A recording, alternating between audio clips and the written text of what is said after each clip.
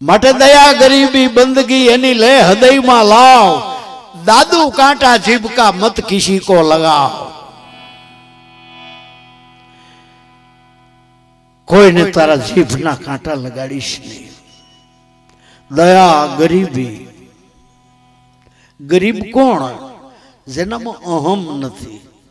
સંતો એને ગરીબ કહે છે। પ્રાણી માત્ર ઉપર દયા, કારણ કે દયા એ ધર્મનું મૂળ છે। જેનામાં દયા નથી ત્યાં ધર્મ ટકતો નથી। દયા ધર્મ કા મૂળ હૈ, પાપ મૂળ અભિમાન। અભિમાન થઈ અહમ પાપનું મૂળ। તો દયા ગરીબી બંદગી લે એની લે હૃદયમાં લાવ, દાદુ કાંટા જીભકા મત કિસી કો લગાવ। ભગવાન બુદ્ધ બેઠા છે। એક પંડિત આવ્યો, બે ફામ મંડ્યો ગાળું કાઢવા ભગવાન બુદ્ધ ને। કાલ સવારે પેદા થયો છો, તું વેદ ને ખોટા કહેશો, આમ કરે છે। મન પડે એટલી એને ગાળું અપશબ્દોથી ગાળું કાઢી ભગવાન બુદ્ધ ને। ભગવાન બુદ્ધ એની રેખાઓમાં કોઈ ફેર પડતો નથી। બોલી બોલી બોલી બોલીને થાક્યો કે બોલતો ખરો કાંઈક મૂંઢ, તારે કાંઈ કેવું છે? ભગવાન બુદ્ધ બોલ્યા કે કોઈ માણસ ટોપલો ભરીને કાંઈ વેચવા નીકળે અને કોઈ લેનારો ન મળે તો એના માલનું શું થાય? એટલું નથી સમજતો। કોઈ લેનારો મળે ન મળે તેનો માલ લઈને ઘર ભેગો થાય। ભગવાન બુદ્ધ કહે છે, તું જે આ ટોપલો ભરીને વેચવા નીકળ્યો છો એનો હું ગ્રાહક નથી।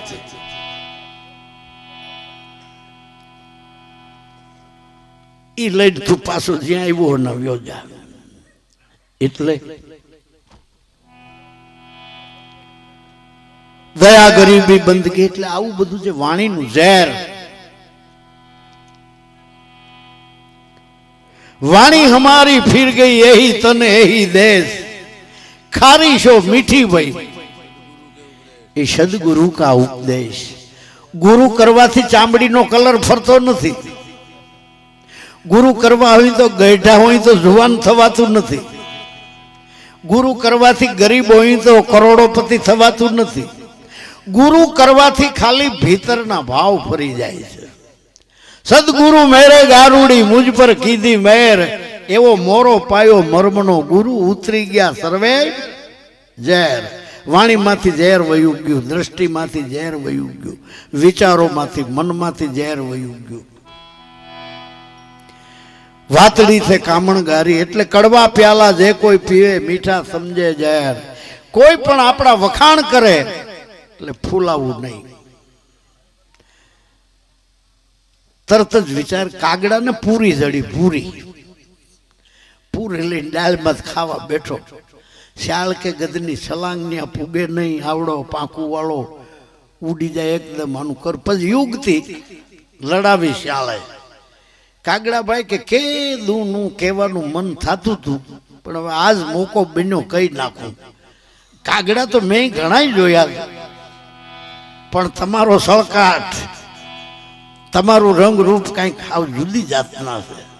એટલે મને એમ લાગે છે કે તમારો આ સળકાટ ને રૂપ રંગ જોતા મને લાગે તમારી વાણી કઈક સારી છે। કાગડો ફૂલાણો નો કોક કર્યું એટલે પૂરી પડી ગઈ મોઢામાંથી। ઓલું સાંભળવાય ઊભું નો રહ્યું લઈ। એમ કદાચ કોઈ આપણા વખાણ કરે તો સમજી લેવું કે પૂરી પડાવવાના ધંધા નથી ને। અને કોઈ દી પોતાના વખાણ પોતાને કાને સાંભળવા નહીં કે બાપુ માફ કરો, હું એવો નથી। કડવા પ્યાલા કોક જ પીવે મીઠા સમજે ઝેર, પ્યાસી હોય ભરભર પીવે। જગત ભગત ભેળા વસે છે, ભગત કોને કહીએ? ભગત પણ જો જાણવું હોય તો લોકોના મેણા સહીએ। દુનિયા બોલે એને બોલવા દઈએ, આપણે નામ ભજનમાં રહીએ। દુનિયામાં દારૂડિયાની કોઈ નિંદા નહીં કરે, જુગારીની નિંદા કોઈ નહીં કરે, ગુંડો છે એની નિંદા કોઈ, કારણ કે ઓલા હોબડા તોડી નાખે।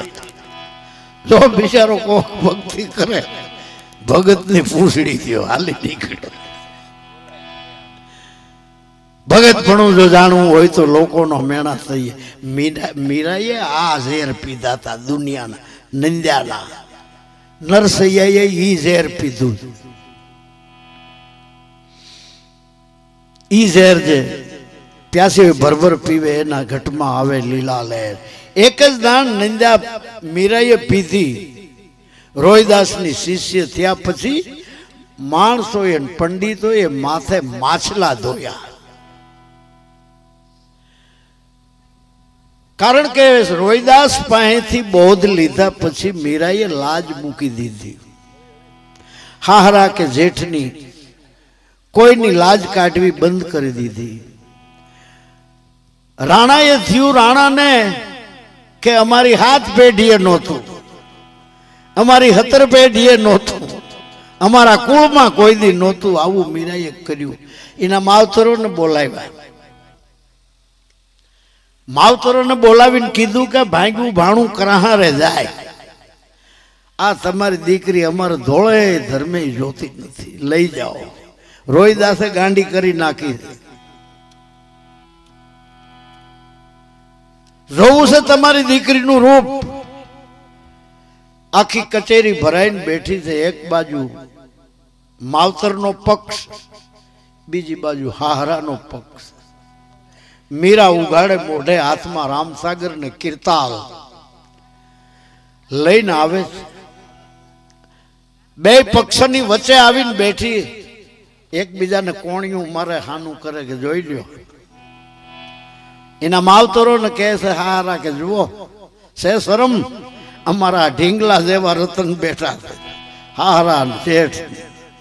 મીરા કાનો કાન સાંભળે છે. રોહિદાસે ગાંડી કરી નાખી છે. રાણો કે હું છેલ્લી તક આપું, છૂટ છે હજી એક. ઈ કોક જ્ઞાની ને, કોક પંડિત ને, કોક વિદ્વાન ને, કોક બ્રહ્મચારી ને ગુરુ કરે, બાકી આ સમાર ને છોડી દે. તો હજી એક ગુનો જાતો કરી દઉં અને બીજો કોઈ ગુરુ કરે તો એને હાથીની અંબેરી માથે બેહાડી અને રાજ દરબારમાં એનું હામયું કરીને લેવું ના. રોહિદાસ ને મૂકી દે. બધાયની વાતો સાંભળી લીધી. મીરા બોલી,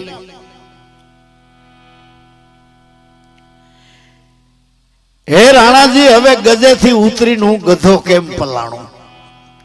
મારા ગુરુએ ગજ એટલે હાથીની અંબેરી માથે મને બેહાડી. ત્યાંથી ઉતરીને તમારા કહેવાથી હું ગધેડા ઉપર કેમ બેહું? તમે જે સંન્યાસી બ્રહ્મચારી પંડિતો કયો છો એને મેં પ્રથમ જોઈ મૂક્યા છે. એમાં ગધેડામાં કોઈ ફેર નથી. એને જો ગુરુ કરું તો ચોક્કસ મારી ઉપર કુદ્રષ્ટિ કરે. તમને જે ચમાર દેખાય છે તો સાક્ષાત મારો પરમાત્મા છે. અને ઘટ ઘટમાં મને એને પરમાત્માના દર્શન કરાવ્યા, સાક્ષાત દર્શન કરાવ્યા છે પરમાત્માના. હવે કોઈના ઘટમાં મને હાહરો દેખાતો નથી, કોઈના ઘટમાં જેઠ દેખાતો નથી. લાજુ કેની કરીએ રાણાજી? અમે કેના મલાજા? હું કેની લાજ કાઢું? લાજ કાઢું તો મારો ગુરુ લાજે, એનો ઉપદેશ લાજે. અને તમે મને ગાંડી ગણો છો, હું તો મને ભીતરમાં ખુશી થાઉં છું. ઘેલા અમે ભલે થયા, મને ઘેલામાં ગુણ લાદ્યો. આવા શબ્દો સાંભળે છે. મીરાના માવતર બોલ્યા, હે મીરા બાઈ, તે લજવા મામાન મોસા, લજવા મેરુ સરીખા બંધવા. મીરાબાઈ, પથરો જન્મ હોત જો અમે પેટ, તો ધોબી ધોત રૂડા ધોતિયા. તારા જેવી દીકરી જણી, એના કરતા જો પાણો ઝીણ્યો હોત તો કોકને ધોત લુગડા ધોવા કાયમ આવત, કોકની ઓટલીમાં ઇમારતમાં કામ આવત. નકામી તારી માં ભાઈ મુઈ.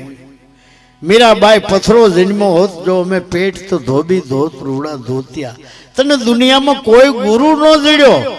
એ મીરાબાઈ, આ રોહિદાસ તો ઢેઢું માયલો ઢેઢ, કાપે આવળ ને રંગે ચામડા. તે એને ગુરુ કર્યો।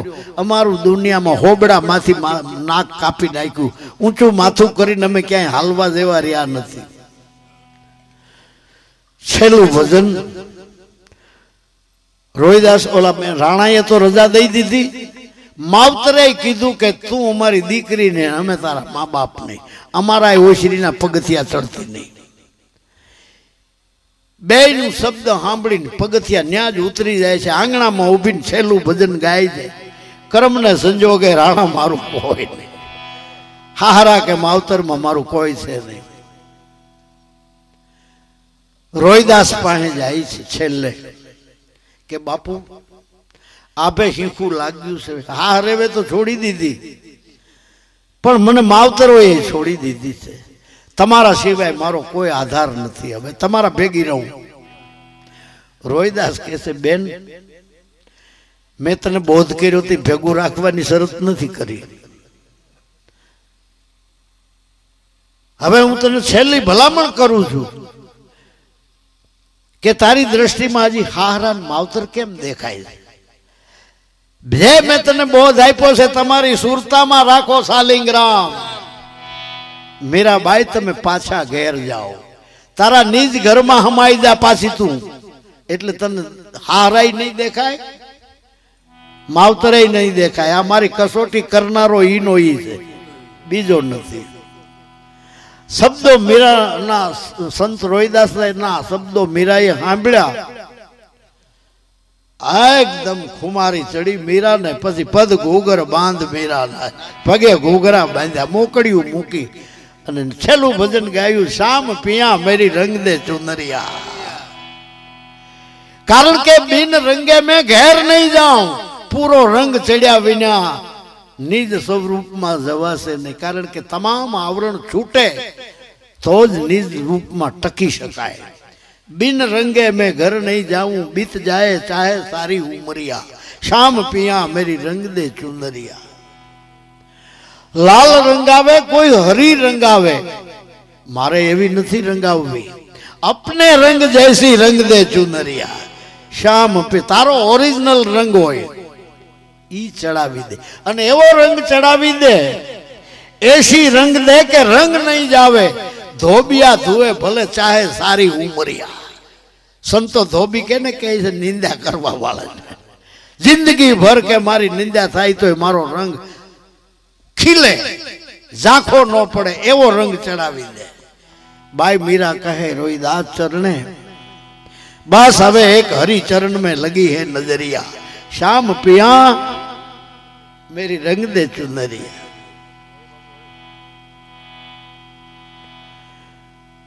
माटे मीराए रोहिदास ने गुरु कर्या पेला घणा महापुरुषों ने, पंडितों ने, विद्वानों ने बधाई ने जोई जोई जोई जोई जोई अने एनी दृष्टि में 3 पुरुषो आव्या। कोण कोण? एक रामानंद, बीजा कबीर, त्रीजा रोहिदास। आ 3 एनी दृष्टि में आव्या। हवे 3 में गुरु केने करवो ई मथामण उपड़ी। रोहिदास ने कबीर बेयनो गुरु रामानंद, रामानंद ने गुरु करू। रामानंद ऊपर दृष्टि गई तो रामानंद तो कर्मकांडी हतो, शूद्र ने बोध नतो करतो। कबीर तो पग में लोटीने पीड़्यो ने भूल भूल में माथे हाथ दई दे, ओले मानी लीधुं एकलव्य नी कोड़े गुरु। अने रोहिदास नु एम ज थयुं होय, कारण के शूद्र बोध नतो करतो। रोहिदासे एकलव्य नी जेम एने मान, कारण के ई जमाना में आवा तत्वचिंतक कोई हता नहीं, એટલે રોહિદાસે એને એકલવ્યની ઘોડે મનથી ગુરુ માની લીધા। એટલે મીરાએ રામાનંદને મૂક્યા પડતા। પછી દ્રષ્ટિ આવી કબીર ઉપર કે કબીરને ગુરુ કરું। કબીરમાં ઈ રૂકાવટ આવી, કબીર જીવાતા લગી હિન્દુ મુસલમાનમાં ઝઘડો ચાલુ રહ્યો। हिंदू के कबीर अमारो से, मुसलमान के कबीर अमारो से। शू करवा झगड़ो रियो? હિન્દુ કહે છે તો તમે તો પાલક પીતા છો, બાકી દીકરો અમારી બ્રાહ્મણ હતી અને બચપણમાં રંડાણી હતી, એનાથી આવું ખોટું કામ થઈ ગયું અને આ દીકરાનો જન્મ થયો ગાભામાં વીટીને તળાવના કાંઠે મૂકી આવ્યા. નિમા અને નૂરુ જાતના ઝુલાયા મુસલમાન, પેટે વાંજ્યા દીકરો દીકરી કાંઈ નહીં. બે જણા ત્યાંથી નીકળ્યા પછી કદાચ કાપડ વણીને દેવા જતા હોય કે પછી દઈને પાછા વળ્યા હોય, બાળકને રડવાનો અવાજ સાંભળ્યો. નિમાએ સાંભળ્યું કે કોઈક છોકરું રડે છે.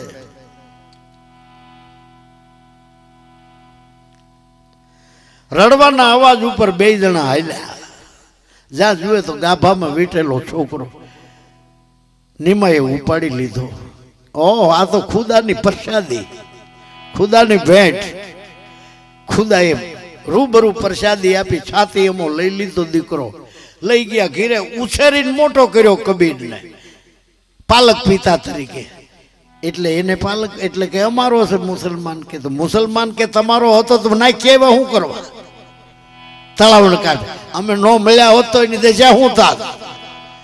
જિંદગી ભર ઝઘડો ચાલુ રહ્યો. ઠેઠ કબીરને એનું શરીર છોડવું હતું, ત્યાં લગી એનું સબ લેવા હારું. હિન્દુ કે અમે લઈ જઈએ, મુસલમાન કે અમે લઈ જઈએ. કબીરે કીધું શિષ્યોને કે મને મગહર લઈ હાલો, મારો દેહ ન્યા છોડવો. પંડિતોની એવી માન્યતા હતી કે કાશીમાં મળે એ સીધા સ્વર્ગે જાય અને મગહરમાં મળે એ નરકમાં જાય. એટલે શિષ્યોને નો સમજાણું એ બોલ્યા કે બાપુ આ તમને હું મરવા વખતે બુદ્ધિ ભમી ગઈ કે મગહરમાં મરે એ નરકમાં કે એ ભ્રમણા તોડવા માટે જ મારે ત્યાં શરીર છોડવું.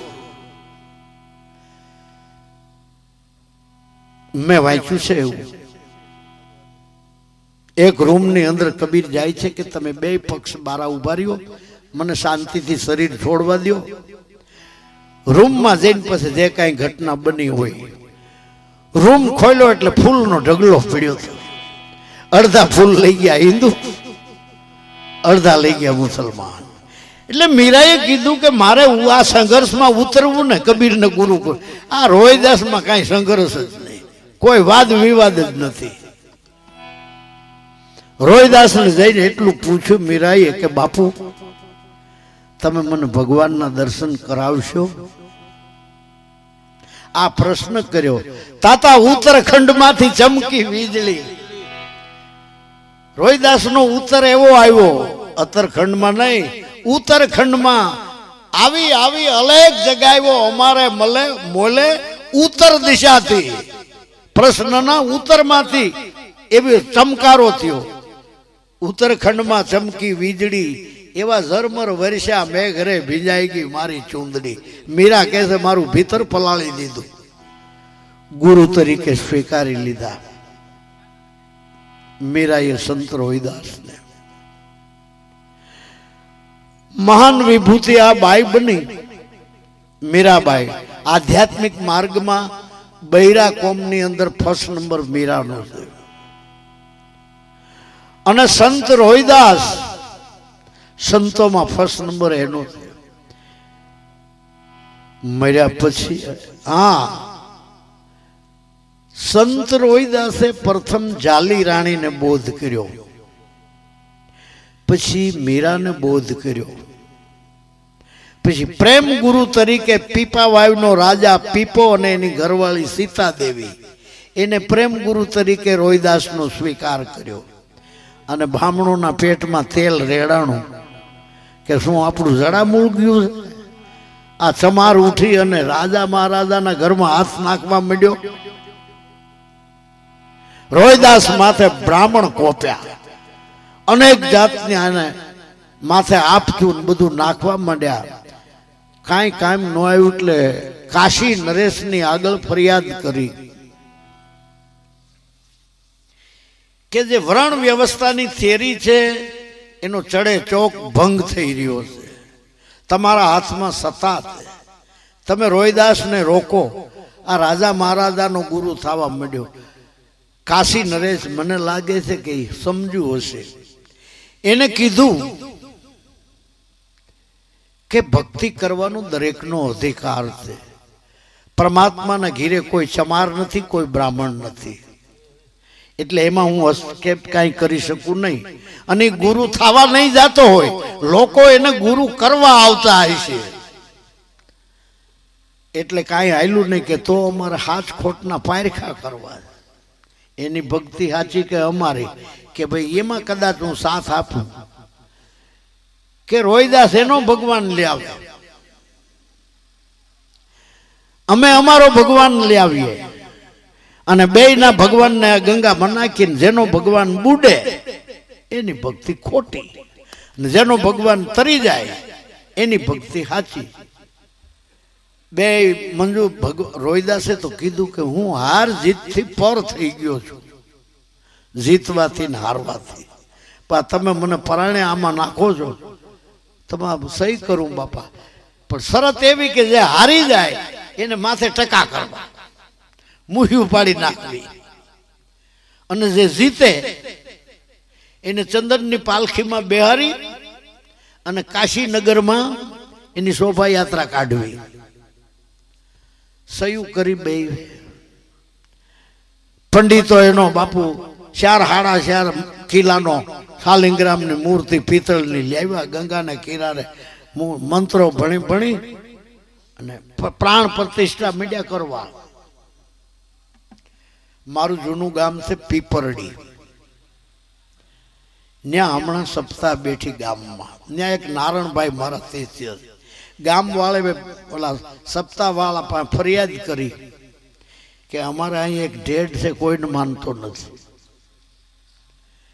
એને અમે કોઈને ફૂગતા નથી. કે તો બોલાવો અહીંયા, બોલાવી. તમે કોઈ નાના ભાઈ માનું કે અમારો અમે પથ્થરની મૂર્તિમાં અમે પ્રાણ પ્રતિષ્ઠા કરી, તમારી શું વેલ્યુ, તમારી તાકાત શું? નારાયણભાઈ બોલ્યો કે તમે કયો ત્યાંથી મૂર્તિ લાવું પથ્થરની, મારી પાસે 70 વીઘા જમીન છે, તમે જે મૂર્તિ પથ્થરની પ્રાણ પ્રતિષ્ઠા કરો એ મારી હારે મારી વાડી સુધી હાલી ના આવે એટલે 70 વીઘા જમીન તમને સુપ્રત. હું આ પહેરેલ લુગડે નીકળી જાઉં, મારું રાસ રસીલું બધું તમને અર્પણ. મારી વાડી સુધી મારા ભેગી હાલી ના આવે કોઈ દી.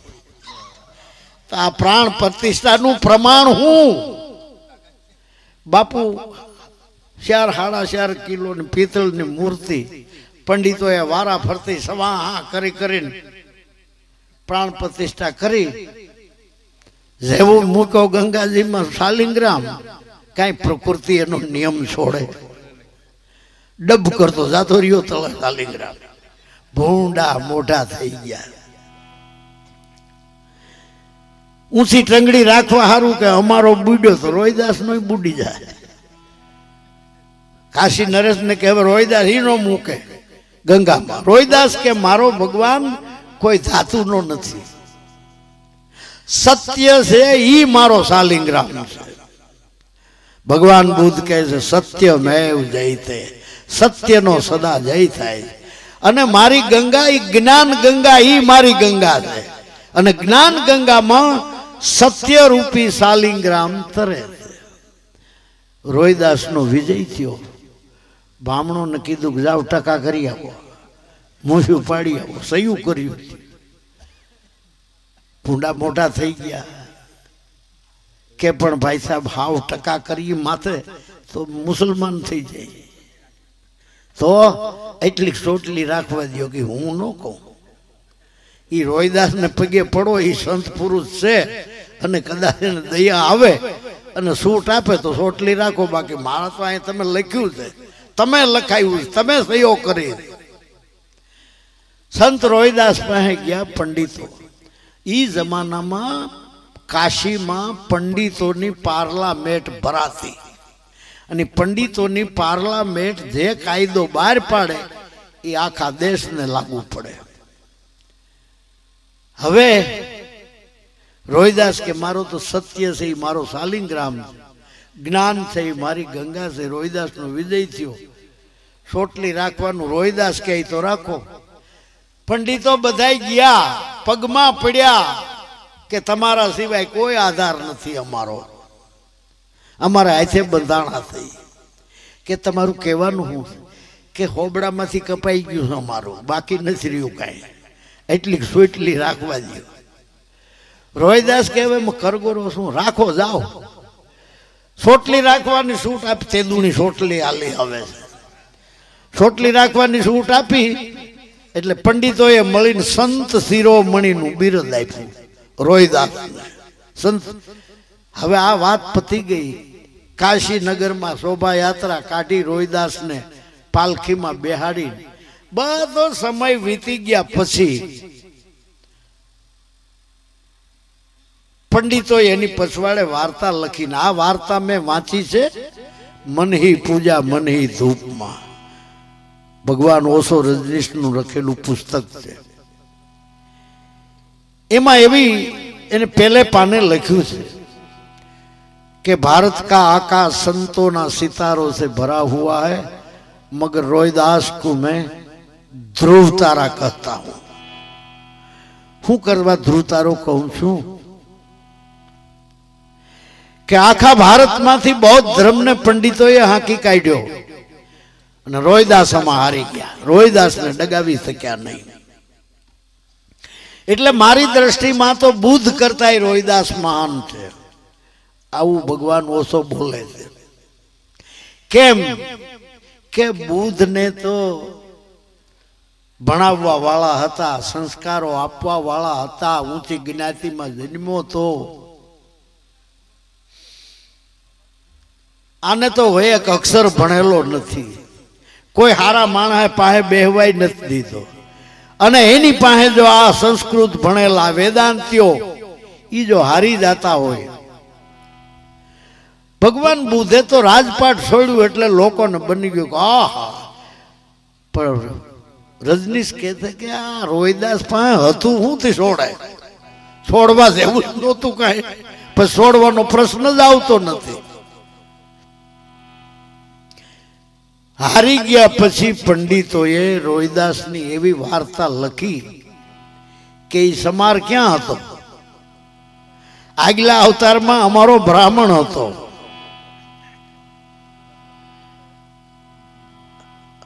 સમારને ન્યા તો રામાનંદના હરાપને લઈને જન્મ થયો.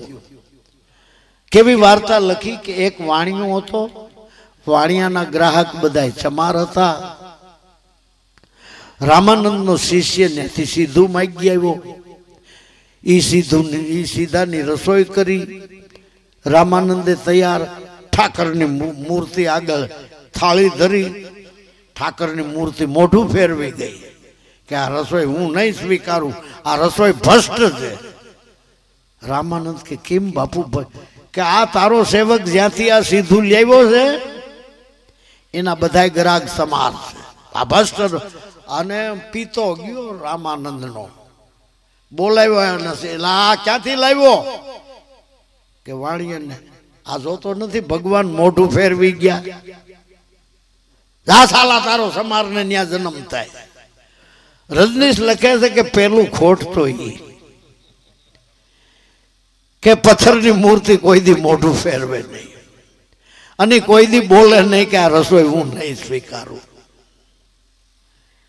બીજું ખોટ ઈ કે રામાનંદ મૂર્તિ પૂજામાં માનતો નહોતો.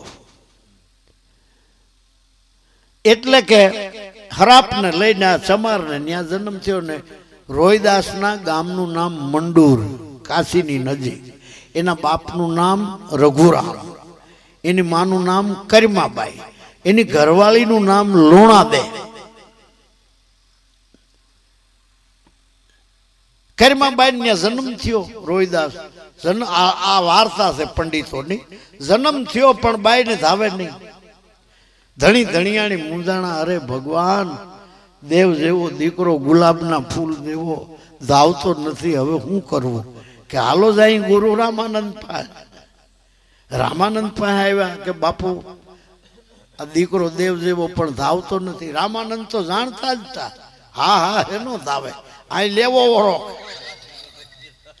હાડીનો સેવડો ઉગાડ્યો બાઈએ ને આને હવે ધાવી લે પાછો જન્મ લેવો પડશે સમારને.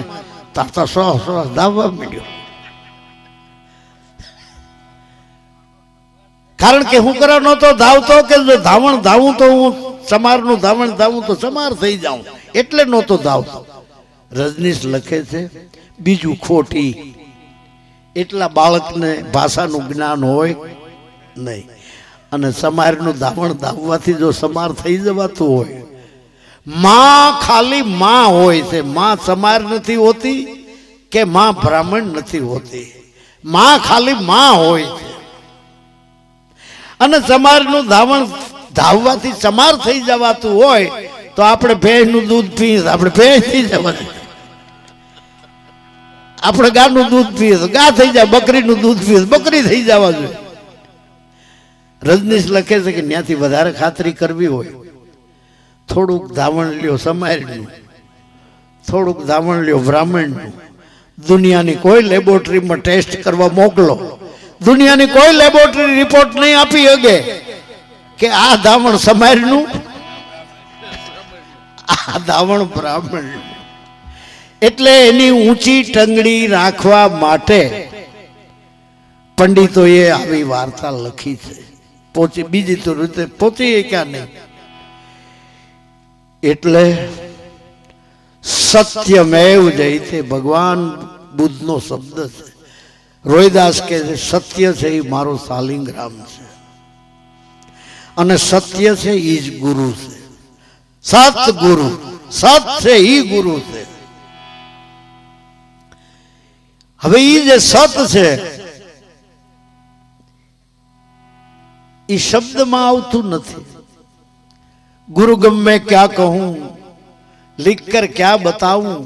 गुरुगम वहां से अधिक છે.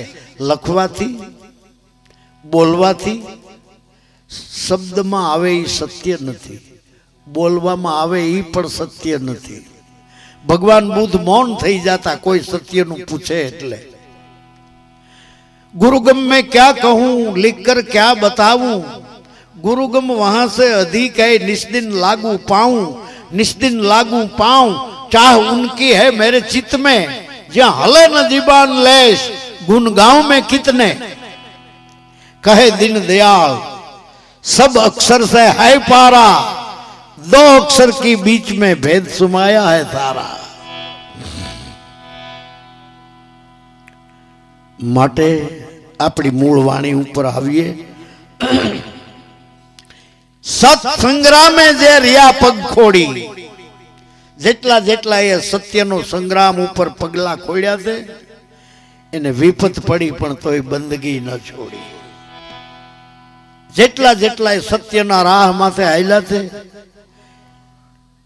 ઈસુને ખીલા ઠોક્યા છે. મનસૂરને ફૂડીએ ચડાવ્યો છે. સમસ્ત બ્રેજની જીવતા ચામડી ઉતારી. સોક્રેટિસને ઝેર પાયું, મીરાને ઝેર પાયું, નરસૈયાને નાતબાર મૂક્યો.